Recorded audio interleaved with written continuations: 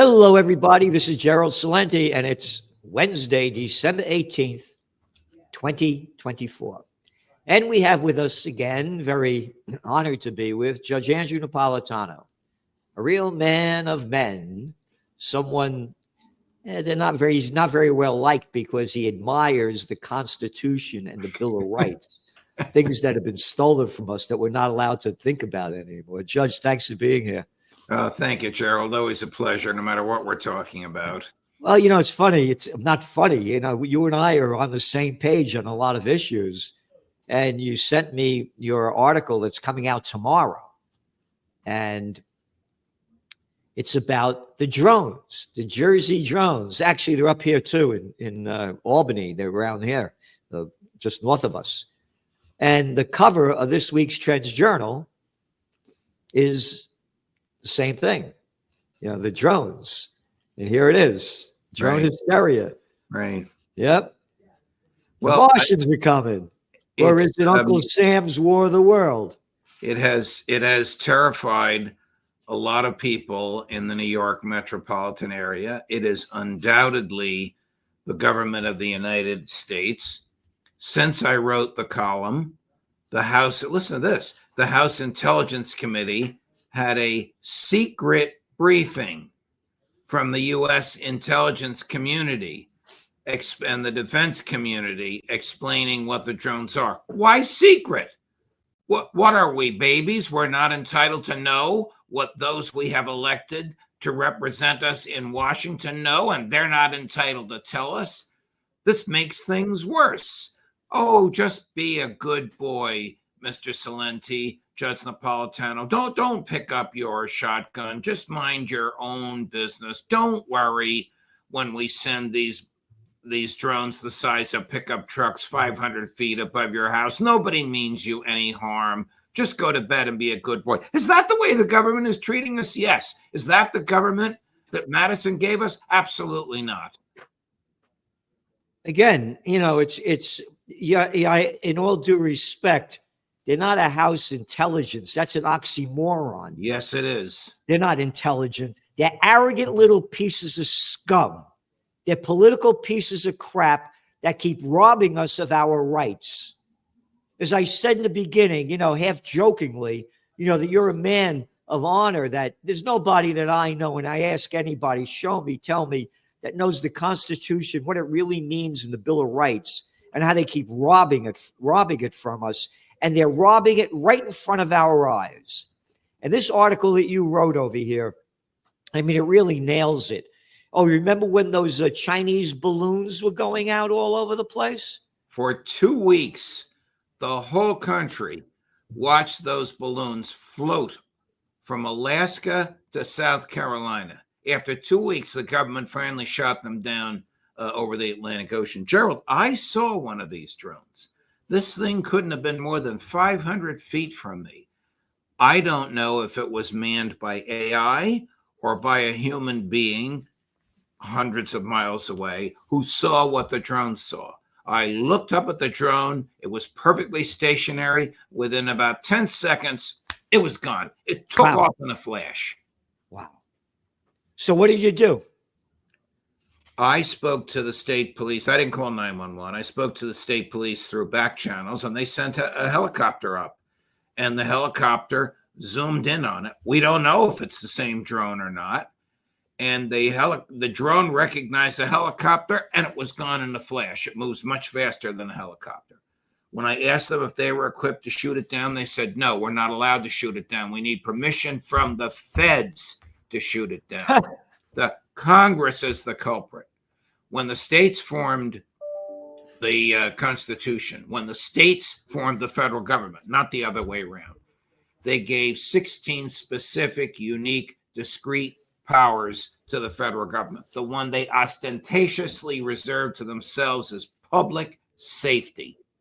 But Congress has taken public safety away from the states and given it to itself, and then gave it to an administrative agency that will do nothing about this. So I'm talking to state troopers who would take a bullet to keep me safe, and they're afraid to shoot this thing down that the feds will come after them. What kind of a warped society have we become? Well, what kind of warped society? I mean, look at the clown boys and girls that we call Congress. Look at these arrogant little nothings that keep telling us what to do.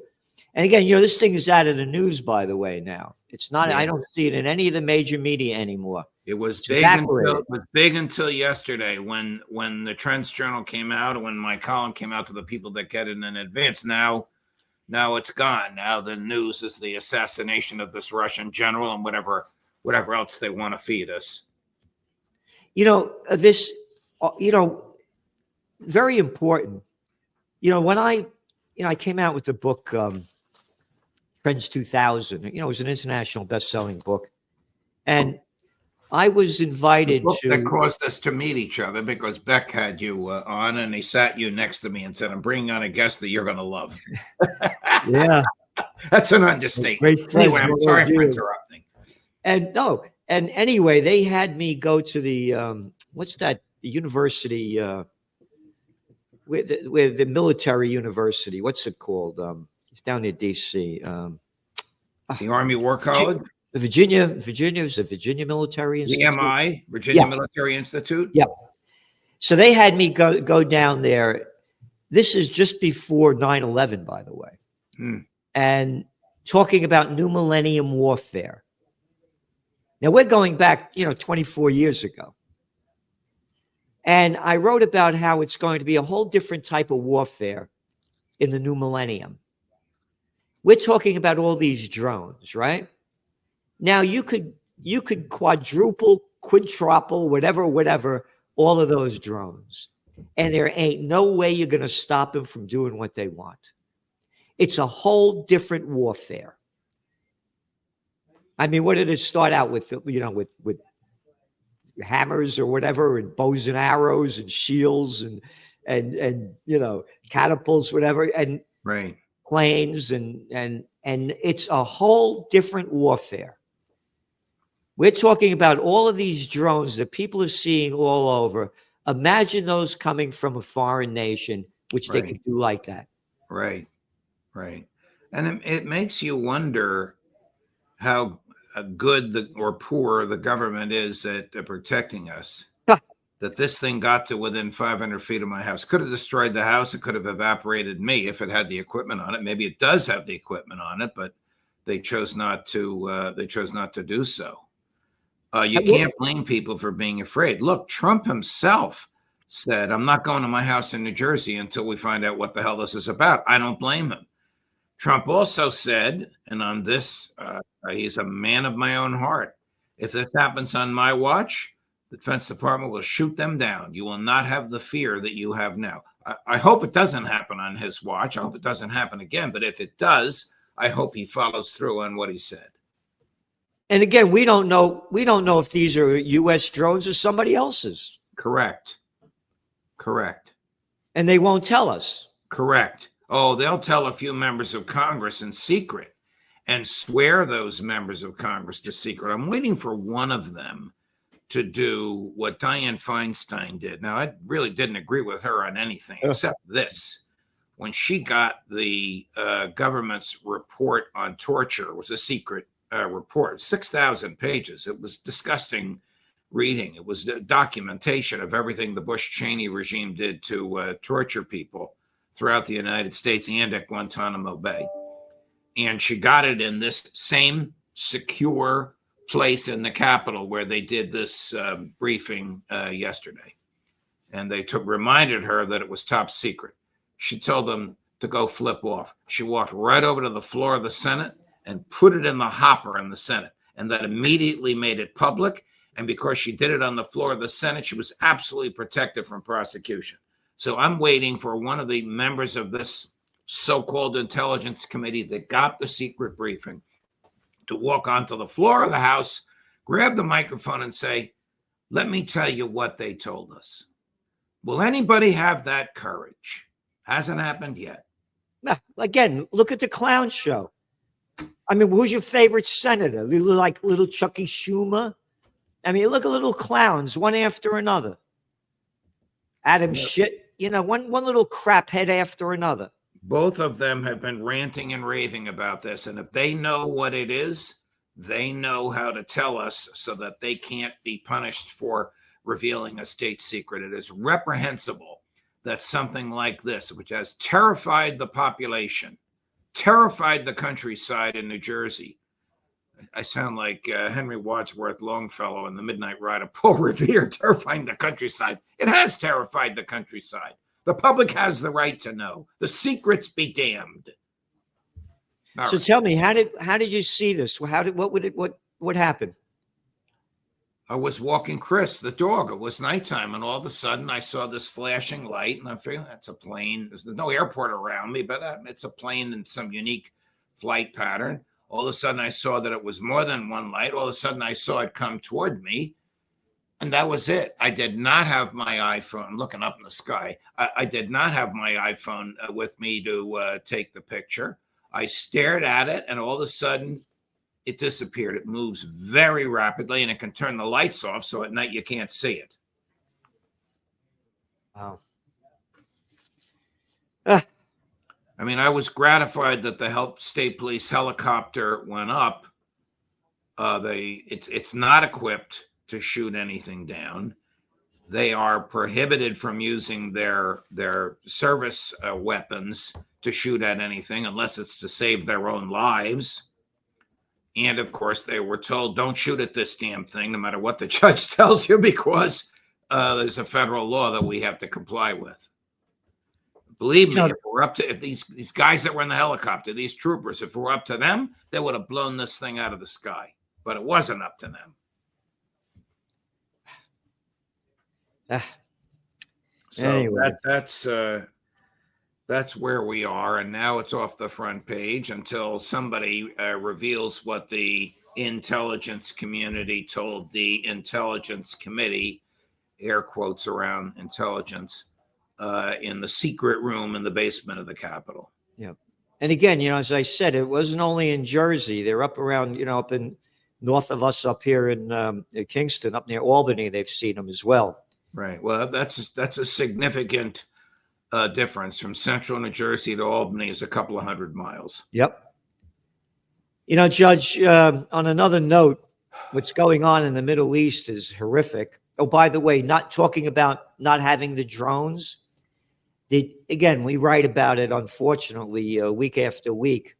We keep listing the amount of dead people in the new week that Israel has killed in Gaza.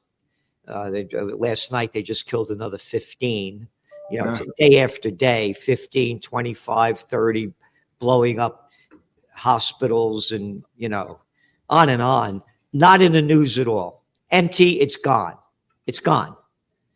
And now the overthrow of Assad in Syria, and Israel, according to the latest numbers, has bombed Syria over 500 times. Wow. Wiping out with American bombs. Yep. Wow. Where do you see this going? I think that Netanyahu will steal as much land as he can until the Turks stop him, because they want to steal the land. And then they'll probably enter into some sort of a truce. You get this chunk of Syria and we get that chunk. Trump's not going to stop Netanyahu. He's going to enable him because of domestic politics. So this is a major, unexpected victory for Netanyahu. It's a strategic defeat for the Russians, who have other things on their hands. The Russians warned Assad for years he needs to generate more popular support by being less draconian and more free market, and he wasn't. And paid his army so miserably that the CIA was able to bribe his generals, and he fled. I mean, some of this is reprehensible. The State Department, I rarely agree with what the State Department does, but the State Department characterized this group, HTS, which is just a renamed ISIS, as a terrorist organization.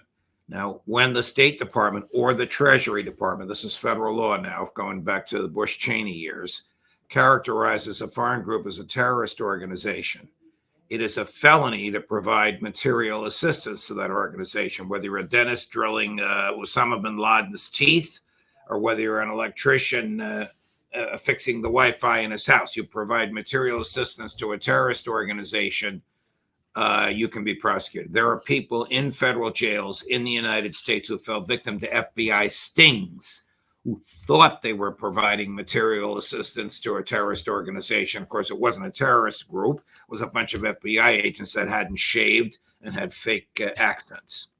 I give you this as background because this group that is characterized as a terrorist organization is headed by this guy, Al-Jilani. The State Department, the same State Department that declared his group a terrorist organization, are you ready for this number? Has put a $10 million bounty on his head. The CIA gave him cash and trained his fighters. Now, if that isn't providing material assistance to a terrorist organization, I don't know what is. Yesterday, he met with representatives of the government of King Charles III. Yeah. Put it that way just to taunt you a little. You and I have the same view of monarchy. Keir Starmer, the Prime Minister of Great Britain, sent some emissaries to meet with this guy personally. First thing he said is, you got to drop the bounty on my head, because the prince have a bounty on his head as well. And you have to drop the terrorist organization. We're now the legitimate government. We don't know if they said yes, but they probably did. That's the despicable, immoral, unlawful, counterproductive government of the United States. We have no friends. We have no enemies. We just have lasting interests. You know, tracking trends, of course, is the understanding of where we are and how we got here to see where we're going. And how did we get here in Syria? Oh, let's go back to 2011, when the Nobel Peace of Crap Prize winner, Obama, got rid of Gaddafi and wanted to get rid of Assad and started that revolution in Syria. Syria was, you know, regardless of whether you hated Assad, or the country was doing fine before that. It was a great tourist destination. Well, Damascus is the oldest continuously operating city in the world. In the world. The Israelis military is now only about 25 miles from Damascus. I guess they're going to decide whether they or Erdogan and the Turks get it. Yeah. Again, look, this is all brought about by Obama when they've been trying to overthrow the government, since 2011. Yep. In both instances, Gerald, Libya and Syria, he used the CIA so that he didn't have to report it to the Congress and to the public, which he would have had to have done if he used the military. But who actually orchestrated this for Obama? Hillary Clinton. I'm ruining your breakfast. No, you mean Hillary Clinton, right? So Hillary Clinton, Samantha Powers, and Susan Rice. Right. They were the three behind it. And I'm tired of hearing this stuff. Oh, if only women were in charge. That's a lot of crap. Good and bad comes in every race, creed, color, gender. Don't want to hear that anymore. Again, people have no idea of what they've caused. And now Israel is stealing more and more land in violation of all of the Geneva Conventions, on and on and on. And they're getting away with it. Right. They're getting away with it because the U.S., which has only one ally in all of this, our poodle, the Prime Minister of Great Britain, because the U.S. enables it. Yep. And the U.S. veto at the United Nations prevents the UN from doing anything about it. Netanyahu, though rejoicing, continues to be isolated, and the prosecutions of him for bribery and corruption continue. But that's the only thing that's going to fell him. He is the king of the hill right now in Israel because they see the fall of Syria as a great opportunity for them. Colonel McGregor predicts that Netanyahu will talk Trump into waging war on Iran because the U.S. wants a major war, and that's our next war of opportunity. It's written a terrific piece, terrifying but terrific. The war with Iran is coming. The matter of fact, we had in the Trends Journal an article about Trump saying he wanted, that it was terrible that the Palestinians are being killed, that the Jewish people are being killed, that the Russian people are being killed, and the Ukrainian people are being killed, and he wants peace. But then he keeps going on, and then he mentions about Iran, that we have to stop Iran. I'm going back, he said this last week. So it looks like, and again, it was Trump that wiped out Soleimani, the Iranian general. And Trump has also said that when Israel and Iran were exchanging attacks, that they should bomb their nuclear facilities and oil fields. So I think Trump is very pro-Iran war from the words that he's saying. He's deluded by the characters around him, from Lindsey Graham to Marco Rubio to Mike Waltz to that crackpot Sebastian Gorka. Iran poses no threat whatsoever to the national security of the United States. And the new president of Iran, who was a cardiac surgeon, wants nothing but the sanctions lifted so we can engage in peaceful commercial intercourse. Not going to happen. The donor class, the lobby in the United States, Mrs. Adelson and her buddies have an iron grip on the Trump presidency. To a person, his top people, including our buddy RFK Jr., our former buddy RFK Jr., are ardent Zionists. Yep. No way will they allow free trade with Iran because Bibi won't let them. And what do you think is going to happen with the Gaza war? Are they just going to keep it going? Until Jared Kushner can develop the real estate into seaside mansions. Yeah. That's what he said at Harvard. I'm not making this up. You can Google the clip. Oh, I know. We wrote about it. Yeah, you wrote about it. You ran the clip, right? Yep. Very valuable waterfront property. That was his phrase. Correct. And we should move. The Palestinians should be moved to the Negev desert. Yeah. I mean, this is genocide by definition. Yes, it is. Yes, it is. And they keep coming out with this baloney week after week that they're close to peace talks. They've only been saying this over a year. And again, nobody wants to admit that Hamas has agreed to a peace if there was a permanent ceasefire. And Israel refuses to agree to a permanent ceasefire. Well, Netanyahu can't afford a permanent ceasefire. Then his domestic problems start to grow. What about the 10,000 Palestinians in Israeli jails who've never been charged or prosecuted for crimes, some of whom were born in the jails? What about releasing them? Yeah. Oh, no, Palestinian lives don't matter. It's so sad. And again, it's very heartbreaking. And to write about this, read about it every day, and to see that our country is giving them the weapons to keep killing all these people and stealing our money to do it. Yes. Well, Judge, thank you for being on. And we're going to be taking a holiday. And everybody go to Judging Freedom, judgingfreedom.com, judgingfreedom.com. Judge, what kind of guests you have coming up? I have the great Colonel Douglas McGregor today at 1:00, and the great Phil Giraldi at 3:00. Two of our closest friends and ideological compatriots. It's so sad that this is going on and there's no outrage. And by the way, we're going into the Christmas season. I was thinking, that they say that Christ was born in Bethlehem.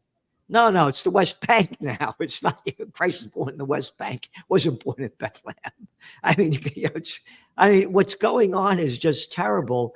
And where are all the religions that this is the time of peace on earth, the holiday season in honor of the birth of Christ? Where are all of these religions that call themselves believers in Christ?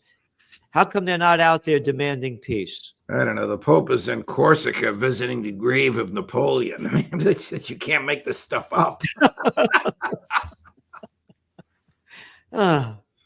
Napoleon. Yep. Well, I like a Napoleon. Yeah, a Napoleon. Whether that's the Italian pastry, right? A Napoleon. There you go. The Lion of Naples. Judge. Well, anyway, we're going to be taking 2 weeks off. Everybody go to Judging Freedom because the judge is going to keep going on. But we're going to take a Christmas holiday. Judge, thanks for being on, and we'll see you in the new year. Thank you, Gerald. God love you.